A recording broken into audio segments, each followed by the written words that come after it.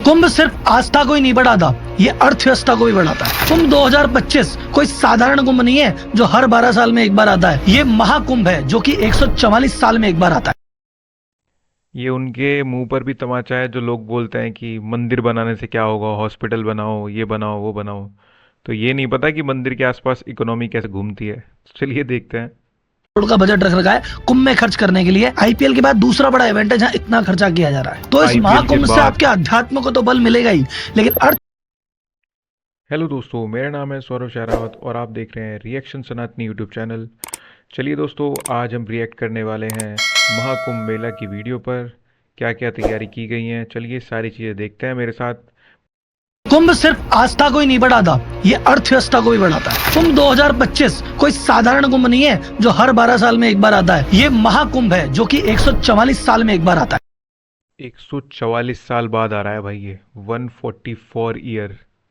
यानी कि ना तो मेरे मेरे पिताजी ने और उनके पिताजी ने देखा होगा और ना आने वाली मेरी पीढ़ी देख पाएगी। एक 144 ईयर बाद आएगा ये, तो अपने आप में बहुत ज़्यादा अलग लेवल होने वाला है भाई इसका। और बहुत जनसंख्या आएगी भाई यहाँ पे। बताया जा रहा है कि ह्यूमन बीइंग की, मतलब ये मान के चलो आप, बहुत ज़्यादा गैदरिंग होगी यहाँ पे, लगभग 40-45 करोड़।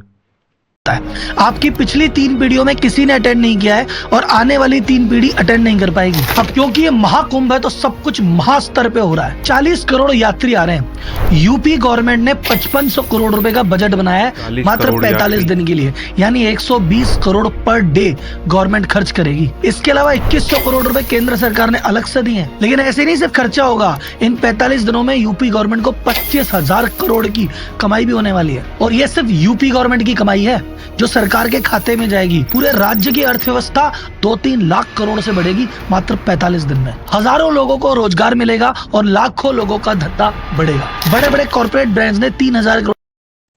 ये उनके मुंह पर भी तमाचा है जो लोग बोलते हैं कि मंदिर बनाने से क्या होगा, हॉस्पिटल बनाओ, ये बनाओ, वो बनाओ। तो ये नहीं पता कि मंदिर के आसपास इकोनॉमी कैसे घूमती है। चलिए देखते हैं।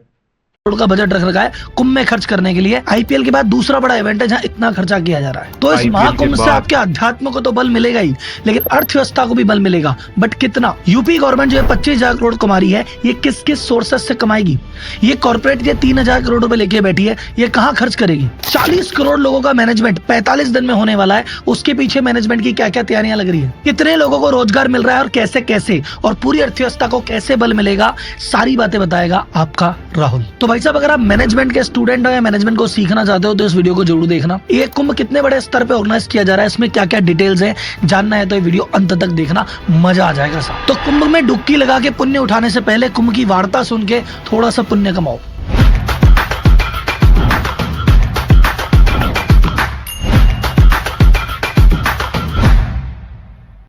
अभी तक तो काफ़ी अच्छे समझा रहे हैं, आगे देखते हैं। बढ़िया बना रखी है भाई वीडियो इन्होंने।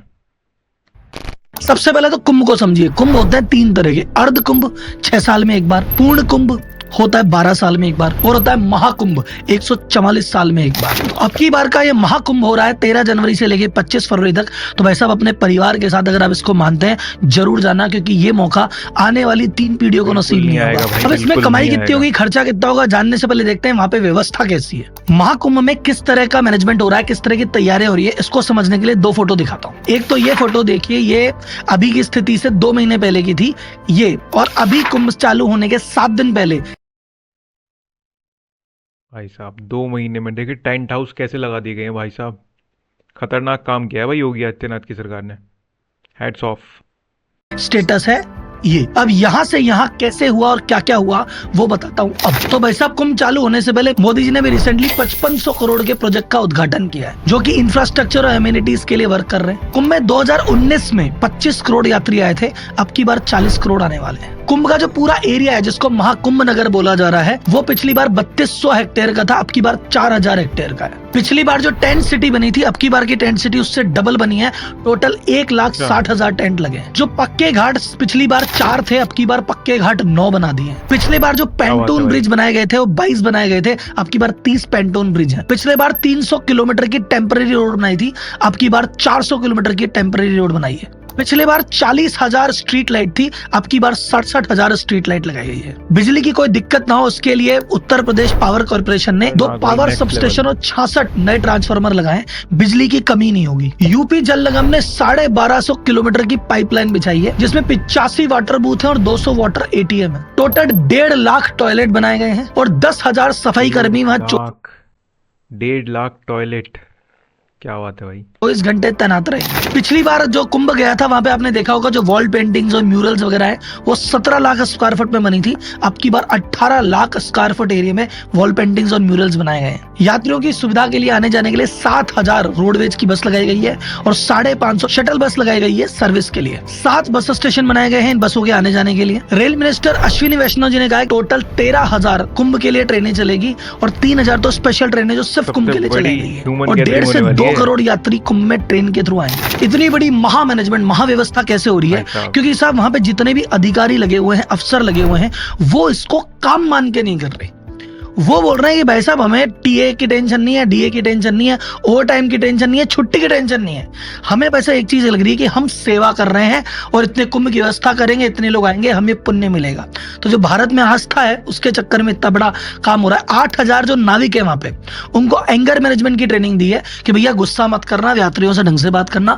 डिजास्टर मैनेजमेंट की ट्रेनिंग अलग से दी गई है। विश्व का सबसे बड़ा अस्थायी हॉस्पिटल बनाया जा रहा है जहाँ की 45 दिन में 5 लाख मोतियाबिंद के ऑपरेशन होंगे। रात को जो जिम्मेदार अफसर हैं 2-2 बजे तक रुक रहे हैं। रोज की मीटिंग है, रोज का फीडबैक है और जो चीज हो रही है एक्शन त्वरित हो रही है। और ये इतना बड़ा मैनेजमेंट तब हो पाया है पिछली बार की तुलना में। अब की बार गंगा जी में जो पानी निकलता है वो 1 महीना लेट निकला था, तो तैयारियां 1 महीने की डिले से चल रही है तो भी टाइम पे चल रही है। This is the management. अब हम चलेंगे सरकार के खर्चे और सरकार के रेवेन्यू पे, पर उससे पहले एक इंपॉर्टेंट अनाउंसमेंट। कुंभ का मैनेजमेंट इसलिए सफल है क्योंकि ये जुगाड़ पे नहीं, सिस्टम और प्रोसेस पे चल रहा है। भारत का व्यापारी कहते हैं ना अपन स्ट्रगल करता है, वो इसलिए करता है क्योंकि वो जुगाड़ पे रहता है। 10 से 12 घंटे काम करने के बाद भी कहता है मैं कभी एम्प्लॉय से दुखी, कभी सेल से दुखी, कभी कंपटीशन से दुखी, कभी लोन से दुखी। और वही टॉप कंपनी का सीईओ कहता है साहब हमारे एम्प्लॉय तो हमारे बिना काम कर लेते हैं, सेल तो मस्त हो रही है, मार्केटिंग तो अच्छी है, हमारे तो पैसे की भी कमी नहीं है। और वो जिंदगी भी जीते हैं, गोल्फ भी खेलते हैं, पार्टी भी करते हैं और स्ट्रेटजी बनाते हैं, फ्री भी रहते हैं। ऐसा कैसे कर पाता है? व्यापारी ऐसी क्या मिस्टेक कर देता है और सीईओ ऐसे क्या सीक्रेट जानता है? ये बताने के लिए मैं एक क्लास लॉन्च कर रहा हूँ, व्यापारी टू सीईओ आरंभ। और इस आरंभ का आरंभ होगा कुंभ के शुभारंभ के साथ। तो भाई साहब महाकुंभ में डुबकी लगाने से पहले ये व्यापारी टू सीईओ के आरंभ में आइए और अपने व्यापार वाले पाप काटिए, फिर बाकी पाप कुंभ में धोइएगा। अब आते हैं सीधा इकोनॉमी पे और रेवेन्यू पे। सरकार ने कुंभ के लिए कितना बजट अलोकेट किया है? 2022-23 में 621 करोड़ रुपए अलोकेट किए थे, फिर 2023 में 2500 करोड़ और किए और रिसेंटली 2,500 करोड़ और किए। तो टोटल 5600 करोड़ तो यूपी गवर्नमेंट ने लिया है और 2100 करोड़ रुपए केंद्र सरकार ने अलॉट किए हैं कुंभ के। बजट देख रहे हो भाई आप महाकुंभ का? 5600 crore UP government, 2100 crore central government. अंधाधुन भाई। 2013 में जो कुंभ हुआ था उसमें यूपी गवर्नमेंट की इनकम हुई थी 12,000 करोड़ रुपए और अब की बार पूरी एक्सपेक्टेशन है कि 25,000 करोड़ की रेवेन्यू करने वाली है यूपी गवर्नमेंट मात्र 45 दिन में। कैसे? तो सबसे पहला तो तरीका है वो है जीएसटी। भाई साहब 40 करोड़ लोग यूपी में आएंगे, होटल में भी रुकेंगे तो वहां भी जीएसटी है, खाना भी खाएंगे वहां भी जीएसटी है। वो जहां पे जिस भी चीज पे पैसा खर्च करेंगे, जो भी चीज खरीदेंगे, सब पे ही जीएसटी है। तो गवर्नमेंट की इस दौरान 45 दिन में विशेष कमाई होगी जीएसटी से। सेकंड, जो लैंड है यूपी गवर्नमेंट की वो लीज पे जाएगी, रेंट पे जाएगी। जो बड़ी बड़ी कंपनीज है वहां पे वो अपनी स्टॉल्स के लिए रेंट लेगी, होर्डिंग्स रेंट पे लिए जाएंगे, टेंट रेंट पे लिए जाएंगे, सर्विसेज के पैसे, जो स्टेट ट्रांसपोर्ट की बसें लगेगी उसकी इनकम, जो पार्किंग फीस आएगी वो इनकम, सैनिटेशन मेंटेनेंस की फीस जो बाकी कलेक्ट करेंगे वो इनकम, लाइसेंसिंग, जितने वहां पे वेंडर दुकानें डालेंगे उनको वेंडर परमिट, खाने पीने की चीजों लगेगी वहां पे फूड लाइसेंस, ये भी कमाई है। लास्ट में एक होता है स्पिल इफेक्ट कि बंदा कोई विदेशों से आएगा, कोई देश के कोने कोने से आएगा तो बोले यार इतनी मेहनत करके आए, सब परिवार आए, सिर्फ कुंभ में क्या करना, चलो बगल में राम मंदिर है अयोध्या भी चले आते हैं, चलो इधर तो आए थे काशी भी चलते हैं, चलो यार एक काम करें मथुरा वृंदावन भी हुआ है। तो यूपी के जो बाकी टूरिस्ट स्पॉट है वहां पे भी फुटफॉल बढ़ेगा और ये जो जीएसटी और ये जो सारी इनकम मैंने गिनाई ये वहां से भी आएगी। तो ओवरऑल गवर्नमेंट को 25,000 करोड़ का सीधा रेवेन्यू मिलेगा। और ये जो ट्रांजेक्शन हो रहे हैं पूरी इकोनॉमी में, इससे 2 से 3 लाख करोड़ रुपए की जीडीपी ऊपर जाएगी। ये तो हुई गवर्नमेंट की कमाई। अब देखते हैं कि भाई साहब बाकी सेक्टर में किस किस की कमाई होगी। तो सबसे बड़े कुछ सेक्टर्स के नाम लेता हूँ जिनको कुंभ का विशेष फायदा मिलने वाला है। पहला तो भाई साहब होटल, तो होटल में रुकने वाले, होटल हमेशा जैम पैक्ड रहेंगे। फिर भाई साहब जो टेंट कंपनीज है, जो टेंट प्रोवाइड करती है, टेंट भी फुल रहने वाले हैं। फिर उसके बाद इतने लोग आएंगे तो भूखे नहीं रहेंगे, तो रेस्टोरेंट खूब चलेंगे। तो जो पक्के रेस्टोरेंट है वो भी चलेंगे, ढाबे भी चलेंगे, रास्ते में आने जाने वाले हाईवे खूब चलेंगे, और वहाँ पे जो स्ट्रीट वेंडर घूमते हैं, कोई चाट पकौड़ी वाला, पताशी वाला, भेलपुरी वाला, सब कमाएंगे। फिर जो स्ट्रीट वेंडर है, चाय की स्टॉल, पूजा, माला, प्रसाद, फोटो, तस्वीर, सब बिकेगा। एयरलाइन कंपनीज की रेवेन्यू बढ़ेगी क्योंकि फ्लाइट सब फुल चलेगी, उसके किराए की भी प्राइस बहुत ज्यादा बढ़ जाएगी डिमांड सप्लाई की वजह से, तो एयरलाइन कंपनी के प्राइस बढ़ने वाले हैं। इंडियन रेलवे को बहुत ज्यादा बेनिफिट होने वाला है टिकटिंग रेवेन्यू से। बसेस कंपनी, चाहे सरकारी बस है तो सरकार कमाएगी, प्राइवेट बस है तो वो भी कमाएगी। जो छोटी मोटी गाड़ियां रेंट पे चलती है ये भी बहुत कमाने वाले हैं। और जितने भी टूरिस्ट पॉइंट है वहाँ की टिकटिंग से और आसपास के लोगों को भी बेनिफिट होने वाला है। अब बात करते हैं कॉर्पोरेट स्पेंडिंग की। तो अब की बार कॉर्पोरेट के लिए आईपीएल के बाद एक तरह का मेगा इवेंट है, और ये टोटल 3000 करोड़ का बजट लेके पूरा इंडियन कॉर्पोरेट बैठा हुआ है। तो आप जहां भी जाएंगे, आईपीएल के बाद अब तक का सबसे मेगा इवेंट होने वाला है भाई ये। बहुत बड़ी बात है भाई सच में। किसी किसी देश की इतनी इकोनॉमी होती है जितना खर्च हो रहा है यहाँ पे। Heads of. आपको जगह जगह होर्डिंग्स मिलने वाले हैं। कंपनियां अपने अपने स्टॉल्स लगा रही है वहाँ पे, कोई वर्चुअल स्टॉल लगा रहा है, कोई लॉन्च बना रहा है। कंपनियों ने अपने अपने स्पिरिचुअल पैक्स लॉन्च कर दिए हैं, वहाँ पे अपने डिस्ट्रीब्यूटर बैठा दिए हैं। तो कुल मिला के इन सारी मेगा चीजों से 6 लाख से ज्यादा परिवारों को हेल्प मिलने वाली है, जो छोटे छोटे वेंडर्स हैं। ये कुंभ का जब कंस्ट्रक्शन चालू हो रहा है, अभी तक तो कुंभ चालू ही नहीं हुआ, इस कंस्ट्रक्शन के दौरान ही 45,000 फैमिलीज को रोजगार मिल चुका है। तो कुंभ आपकी अध्यात्म को इम्प्रूव करता है, अर्थव्यवस्था को इम्प्रूव करता है, रोजगार भी देता है, रेवेन्यू भी देता है। तो कुल मिला के इसमें सभी पाप धुलते हैं और जाने कितनों के पुण्य का उदय होता है। तो मेरा मानना है कि अगर आप इसको कुंभ को मानते हैं, जानते हैं, तो एक बार अपने परिवार से डुबकी लगा के जरूर आए।